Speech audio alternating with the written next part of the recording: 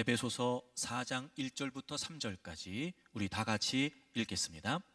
그러므로 주 안에서 갇힌 내가 너희를 권하노니 너희가 부르심을 받은 일에 합당하게 행하여 모든 겸손과 온유로 하고 오래 참음으로 사랑 가운데서 서로 용납하고 평안에 매는 줄로 성령이 하나 되게 하신 것을 힘써 지키라. 아멘. 미국 현대 문학의 아버지로 추앙받는 마크 트웨인이라고 하는 작가에게 있는 한 예화예요. 어느 날 개와 고양이를 한 우리에 집어넣었답니다. 우리가 알고 있는 것처럼 개하고 고양이는 왜 앙숙지간이잖아요. 근데 바로 적응하고 그 둘이 어울리기 시작을 하더라는 거예요. 이번에는 새와 돼지와 염소를 한 우리에 넣었대요. 각각의 다 종류가 성향이 다르잖아요. 근데 어느 정도 시간이 흐르니까 서로 적응을 하더니 금세 친구가 되더래요. 그래서 이번에는 교인들을 한 방에 넣었답니다. 그랬더니 바로 싸움을 시작하더래요. 시간이 흐를수록 더 격렬해지기 시작하고 결국은 그 방을 다 뛰쳐나갔답니다. 서로 하나가 되지 못하는, 하나가 되어야 하는, 그러나 그렇지 못하는 교회를 신랄하게 비판하는 뼈아픈 이야기라고 생각이 됩니다. 바울 사도는 그가 3년간 직접 양육했던 에베소 교회를 향해서 한 가지를 당부합니다. 성령님께서 하나 되게 하신 것을 힘써 지키라. 성령님께서 하나 되게 하신 것을 힘써 지키라. 이 말을 바울 사도는 굉장히 비중 있게 강조하고 있습니다. 여러분, 오늘 본문 4장 1절을 보실까요? 4장 1절. 그러므로 주 안에서 갇힌 내가 너희를 권하노니 너희가 부르심을 받은 일에 합당하게 행하여, 이렇게 돼 있어요. 우리 성경에는 부르심이라고 하는 말을 한 번만 번역했는데 원문은 이런 뜻이에요. 부르심을 받았던 그 부르심에 합당하게 행하라, 이런 뜻이에요. 부르심을 강조하고 있어요. 우리가 지난 주일에 말씀을 같이 나눴죠. 우리는 모두 복음으로 부름을 받았어요. 우린 모두 부르심을 받았어요. 복음의 일꾼으로, 교회의 일꾼으로 부르심을 받았어요. 그 부르심을 받은 자들에게 그 부르심을 강조하면서 부르심에 어떻게 행하라는 거예요? 합당하게 행하라는 거예요. 합당하게. 여러분, 합당하다는 말이 무슨 말인지 아시죠? 어떤 기준이나 범주에 일치한다. 그래서 이 말은 적합하다 혹은 적절하다, 이런 뜻을 가져요. 특히나 이 행한다라고 하는 말은 삶의 방식을 의미한다고 합니다. 그러니까 부르심을 받은 게 맞다면 그 부르심의 기준과 목적에 일치되는 삶을 살아야 된다는 거예요. 부르심을 강조하면서 그 부르심을 받은 자들이라면 당연히 그 부르심에 합당한 삶의 방식을 가지고 살아야 된다는 거예요. 그게 뭐냐? 성령님께서 하나 되게 하신 것을 힘써 지키라는 거예요. 우리는 모두 복음의 일꾼으로, 교회의 일꾼으로 부름을 받았습니다. 그럼 그렇게 복음의 일꾼으로, 교회의 일꾼으로 부름받은 우리가 부름받은 부르심에 합당하게 사는 게 뭘까? 우리 교회 공동체의 하나됨을 힘써 지키는 겁니다. 여러분은 우리가 다 똑같은 티셔츠를 입었는데 거기 보시면 그렇게 적혀 있죠. Keep the unity. Keep the unity. unity. 하나됨을 지키라는 거예요. 그게 우리를 부르신 하나님의 그 부름에 합당한 삶을 사는 것입니다. 그러므로 이 부르심에 합당한 삶을 사는, 즉 하나됨을 지키는 일은 우리가 해도 되고 하지 않아도 되는 일이 아니라 이건 우리에게 엄중히 주어진 명령이며 당부라는 거죠. 그러므로 복음의 일꾼으로, 교회의 일꾼으로 부름받은 저와 여러분 모두는 우리 교회 공동체의 하나됨, 유니티, 이 통일성을 반드시 지켜야 하는 것입니다.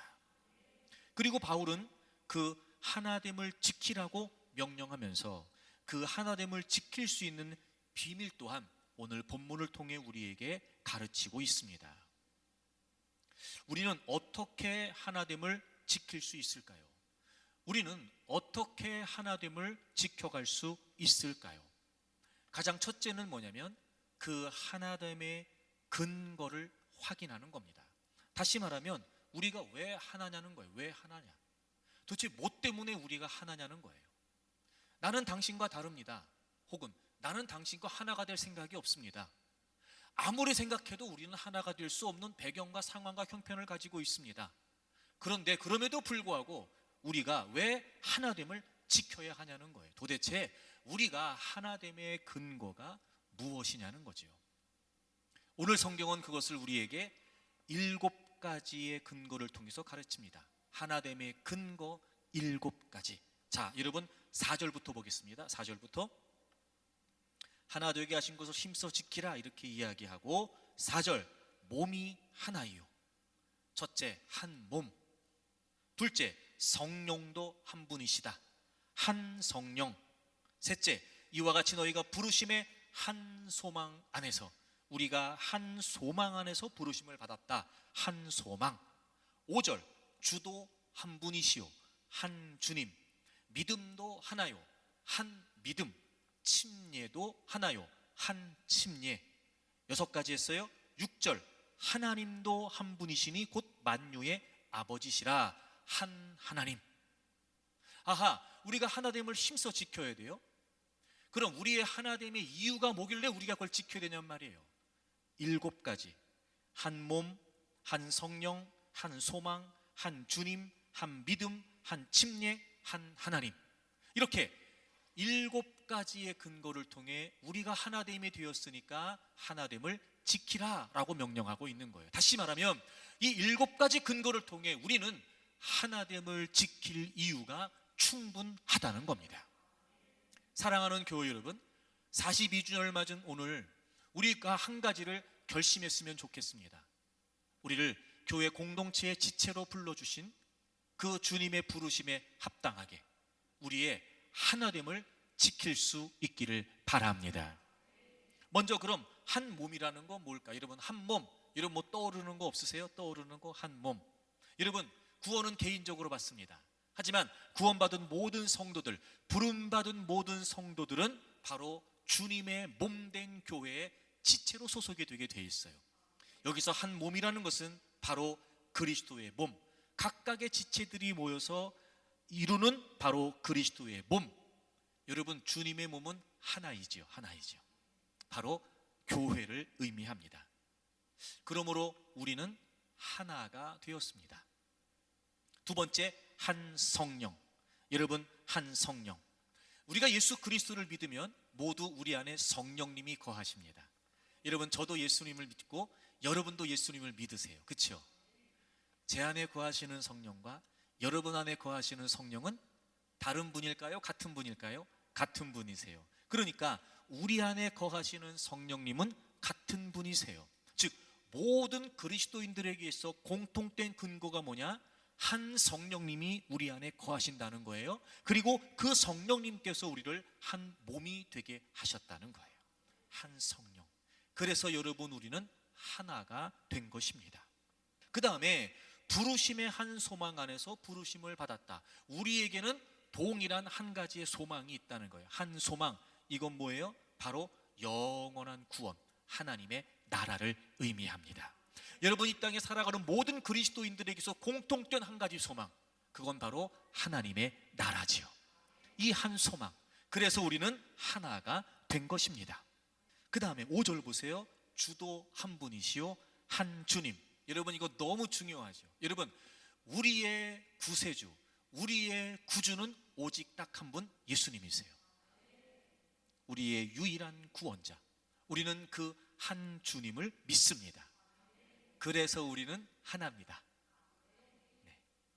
그 다음 보세요. 한 주님, 그 다음에 믿음도 하나요. 그렇죠. 여러분 그리스도를 주로 고백합니다. 오직 그분만을 믿기로 고백합니다. 그리고 우리는 그분의 통치를 따라 우리의 모든 삶을 그분에게 내어드리죠. 여러분, 우리의 믿음의 대상은 우리를 구원하신 우리의 구주 되신 예수님 한 분이십니다. 그러므로 우리의 믿음도 하나예요. 그래서 우리는 하나입니다. 그리고 침례도 하나요. 그 예수님을 구주와 주님으로 믿는 자들이 외적인 고백으로, 공개적인 고백으로 받는 게 뭐예요? 침례죠. 그러므로 침례도 하나입니다. 우리는 모두 한 침례를 받은 사람들입니다. 바로 그 한 주님, 그분을 믿는 믿음의 고백으로 우리는 다 같이 그 침례를 받았습니다. 그러므로 우리는 한 침례를 통해서 하나가 되었습니다. 6절, 하나님도 한 분이시니 곧 만유의 아버지시라. 그렇습니다. 그 하나님은 한 분이십니다. 여러분, 다른 어떤 신들도 어떤 우상들도 하나님을 대신할 수 없습니다. 하나님은 오직 한 분이십니다. 그래서 하나님이신 거예요. 그래서 하나님이신 거예요. 한 분밖에 안 계시니까. 그래서 하나님이신 거예요. 그분이 만유의 아버지이십니다. 만유 위에 계시고 만유를 통일하시고 만유 가운데 계십니다. 그분은 모든 것을 창조하신 창조주이시고 최고의 존재이시며 유일한 주권자이십니다. 초월자이시기도 하지만 우리와 함께 하시는 친밀하신 하나님이시기도 합니다. 그리고 그분은 만유와 함께 계시면서 그 모든 것들을 다스리시고 모든 것들을 유지하시고 모든 것들을 이끌어 가십니다. 바로 그분은 하나님 한 분뿐이십니다. 한 하나님. 그래서 우리는 하나가 되었습니다. 여러분, 하나됨의 근거가 너무 명확합니다. 7가지. 그런데 여러분, 이 7가지는 다시 3가지로 압축해서 설명할 수 있습니다. 4절, 한 몸, 한 성령, 한 소망. 바로 이것의 초점은 성령 하나님이십니다. 우리는 한 성령님의 역사로 부르심을 받았고, 그리고 교회 공동체에 속해서 한 몸이 되어 한 소망을 가지게 되었습니다. 4절의 초점은 성령 하나님이십니다.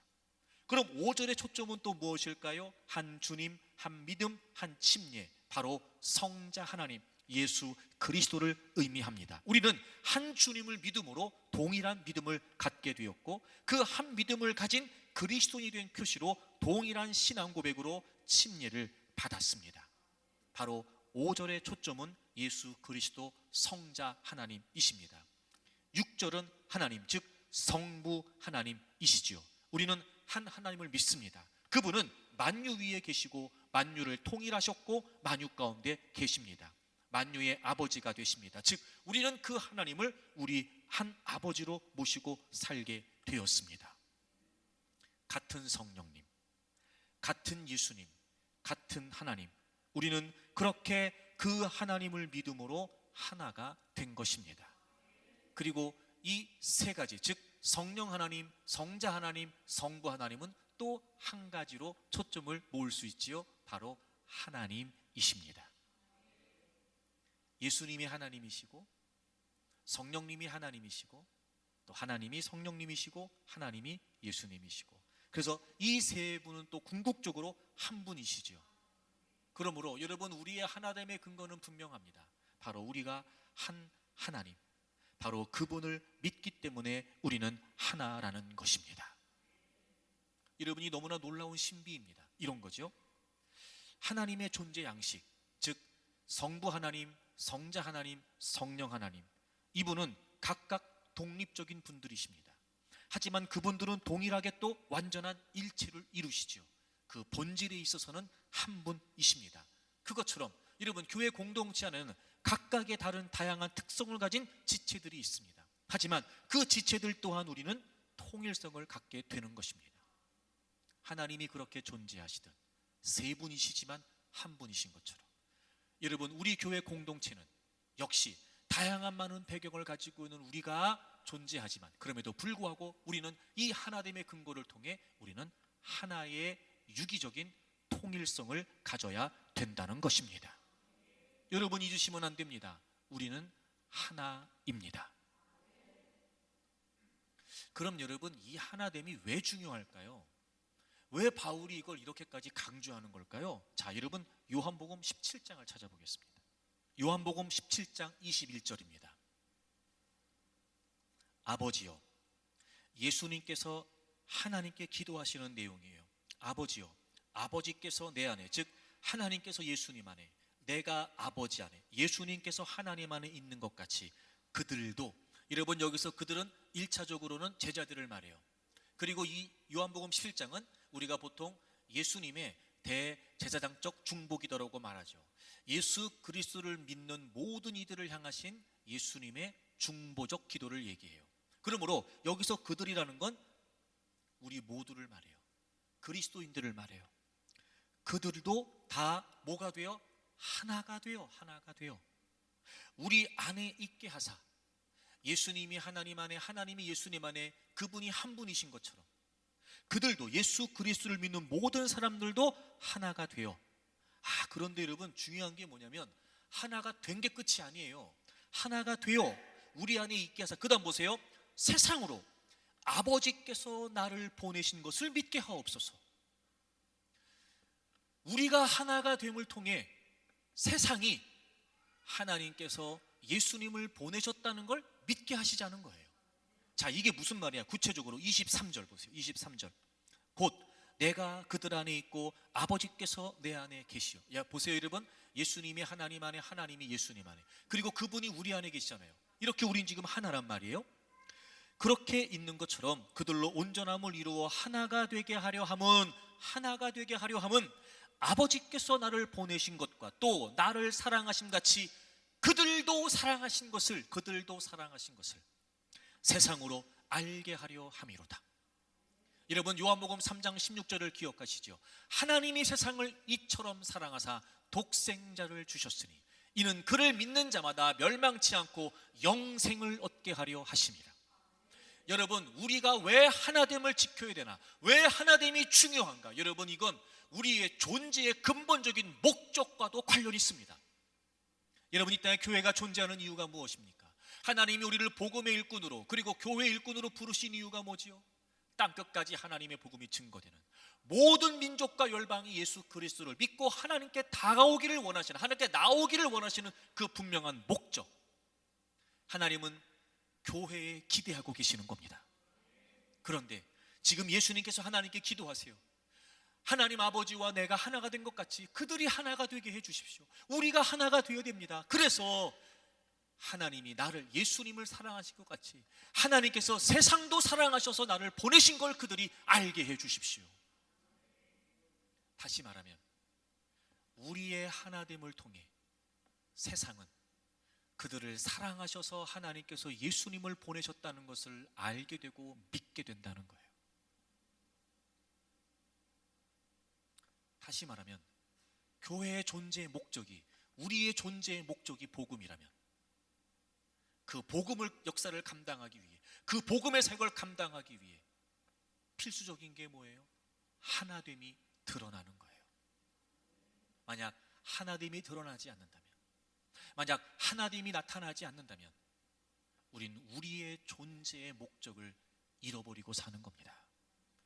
감당할 수 없습니다. 그 하나님 나라의 사역, 그 하나님 나라의 비전, 그 하나님의 복음의 다양한 많은 역사들, 하나됨이 없이는 세상에 설득력을 가질 수 없다는 거예요. 그래서 바울은 자신이 3년 동안 직접 양육을 했던 에베소 교회를 향해 당부하고 있는 겁니다. 교회가 세워진 목적이 하나님의 복음이고, 교회가 세워진 목적이 하나님의 나라이니까 그 역사를 감당하기 위해서, 그 역사를 세상에 드러내기 위해서는 바로 교회 공동체의 하나됨이 필수적이기 때문에 그래요. 그러므로 여러분, 우린 하나됨을 확인하고 그 하나됨을 지키기 위해 힘써야 됩니다. 특히 여러분, 힘써 지킨다라고 하는 이 말, 영어 성경을 보니까 every effort 이렇게 되어 있어요.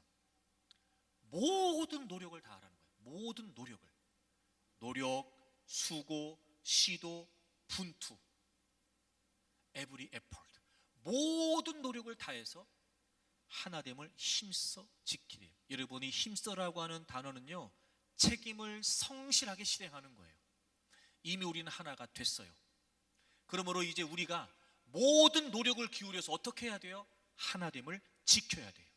그것이 교회를 교회되게 하고 그것이 복음의 사역을 감당하는 존재 이유를 감당하게 할 수 있기 때문에 그렇습니다. 그러니까 여러분, 하나됨이라고 하는 이 통일성을 깨뜨리고 분열하게 하고 혼란하게 하는 모든 시도들로부터 우리는 할 수 있는 최선을 다해서 하나됨을 지켜야 돼요. 사랑하는 교우 여러분, 저와 여러분은 이 7가지의 근거에 의해서 이미 하나가 됐습니다. 이 하나됨을 우리는 이제부터 지켜야 됩니다. 왜냐하면 그 하나됨을 통해 세상이 하나님의 복음을 받아들일 수 있고 알 수 있고 믿을 수 있기 때문에 그렇습니다. 그러므로 이제 우리는 이 하나됨의 인식을 갖고 그 하나됨을 지켜가는 저와 여러분들이 되기를 바랍니다. 어떻게 하나됨을 지켜야 하는가? 어떻게 하나됨을 지켜야 하는가? 다음 주에 하겠습니다.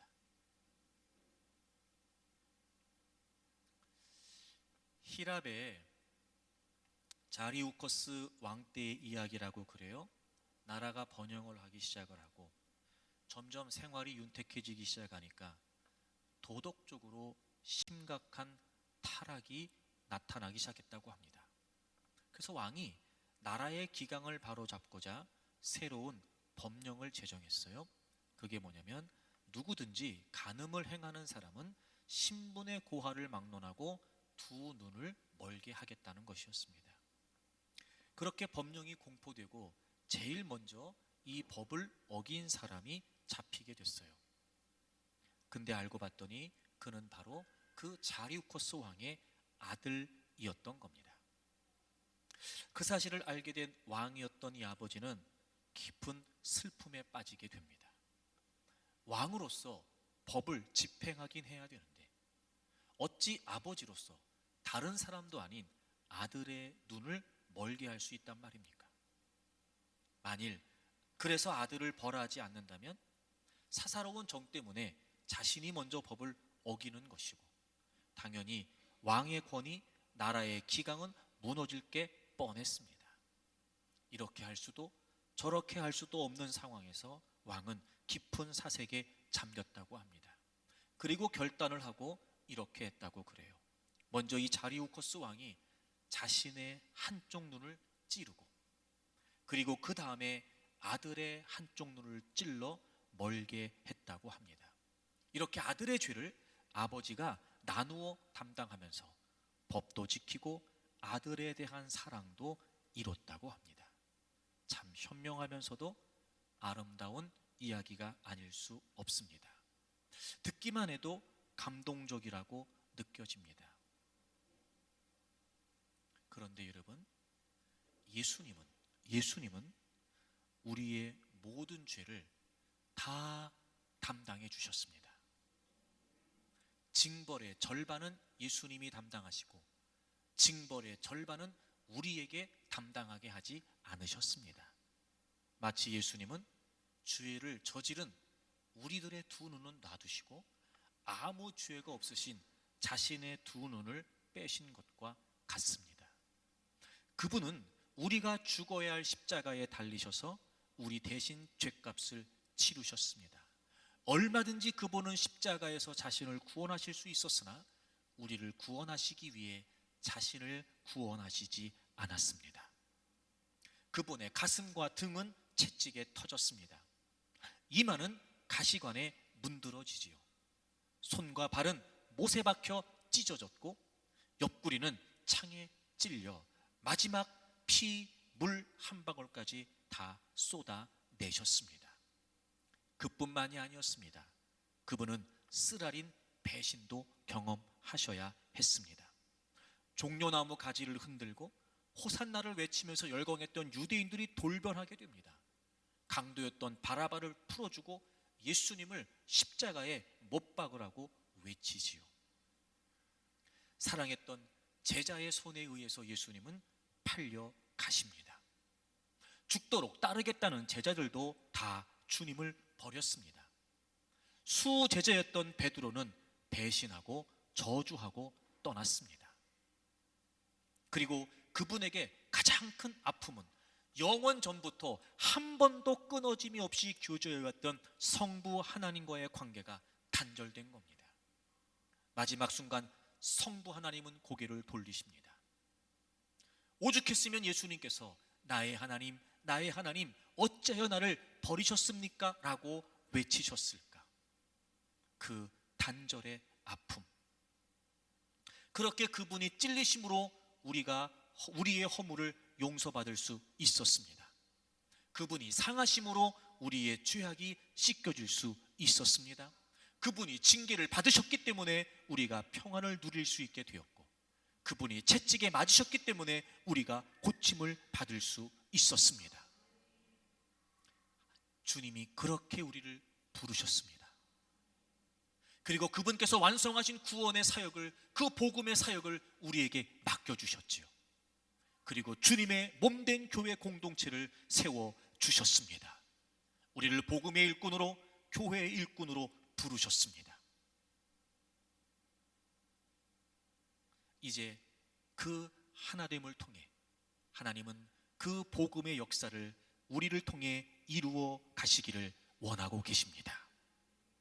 사랑하는 교우 여러분, 오늘 우리 모두가 이 은혜, 이 사랑을 믿는다면 이제 한 마음으로 한 비전을 위해 서로의 손을 맞잡고 새로운 교회의 역사를 만들어 갈 수 있으리라고 믿습니다. 하나됨의 근거를 확인하십시오. 그리고 하나됨을 믿으십시오. 서로 다른 인생을 살아왔습니다.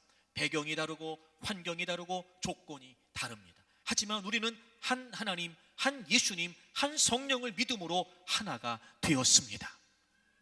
그러니 이제 여러분, 그 하나됨을 확신하고 그 하나됨을 힘으로 해서 우리가 땅끝까지 복음이 증거되는 일을 위해 힘쓰는 저와 여러분들이 되기를 바랍니다.